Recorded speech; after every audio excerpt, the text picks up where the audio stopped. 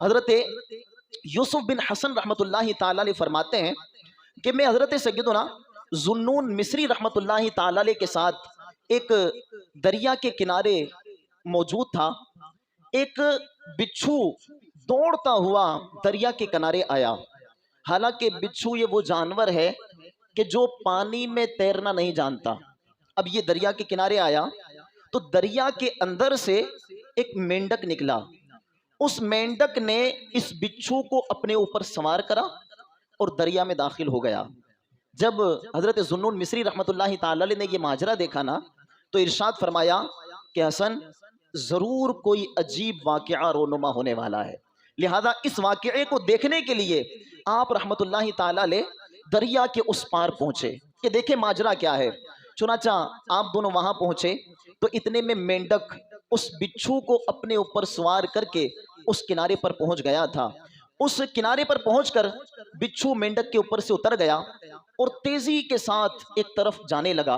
حضرت ذوالنون مصری بھی اس کے پیچھے پیچھے گئے تو دیکھا کہ جنگل کے کنارے ایک شرابی نوجوان نشے میں بے ہوش پڑا ہے، اور جنگل سے درختوں کے بیچ میں سے ایک سانپ نکلا اور اس شرابی کو ڈسنے والا تھا کہ دوڑ کر اس بچھو نے جا کر اس سانپ کو ڈنک مارا اور وہ سانپ تڑپ تڑپ کر مر گیا، اور یہ بچھو واپس دریا کے کنارے آیا۔ مینڈک نے اسے اپنے اوپر سوار کیا اور واپس اسے اپنے مقام پر چھوڑ دیا۔ آپ رحمت اللہ تعالی علیہ نے جب یہ منظر دیکھا آپ کی آنکھوں سے سیلے اشک رواں ہو گئے۔ آپ نے اس نوجوان کو ہلایا، کون تھا؟ شرابی، رب کا نافرمان، اور اسی حالت میں بے ہوش پڑا ہے۔ اس کو ہلایا اور فرمایا کہ بندہ خدا تو اس رب کی نافرمانی کرتا ہے؟ دیکھ تیرے رب نے سانپ سے حفاظت کرنے کے لیے ایک بچھو کو مینڈک پر سوار کر کے تیرے لیے بھیجا تھا، تو بے ہوش پڑا تھا، اسی کی نافرمانی کر کے بے ہوش پڑا تھا، لیکن رب عز و جل نے ایک بچھو کے ذریعے تیری جان کی حفاظت کی ہے۔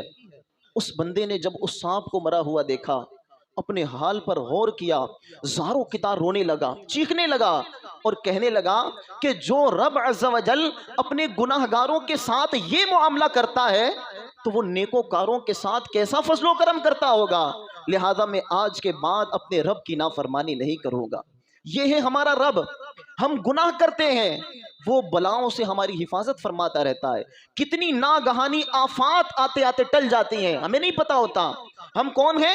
ہم مجرم ہیں، ہم باغی ہیں، ہم رب عز و جل کے نافرمان ہیں، ہم تنہائیوں میں گناہ کرنے والے ہیں، ہماری آنکھیں گناہوں سے آلودہ ہیں، ہماری زبانیں گناہوں سے آلودہ ہیں، ہمارا دل گناہوں سے لتھڑ چکا ہے۔ اس کے باوجود بھی ہمارے رب عز و جل کی کرم نوازیاں دیکھیں کہ نہ جانے کتنی آفات کو آنے سے پہلے ہی ٹال دیتا ہے۔ یہ اس کا کتنا بڑا احسان ہے، اور یہ اس بات کی دلیل ہے کہ ہمارا رب عز و جل ہم پر عذاب نہیں کرنا چاہتا۔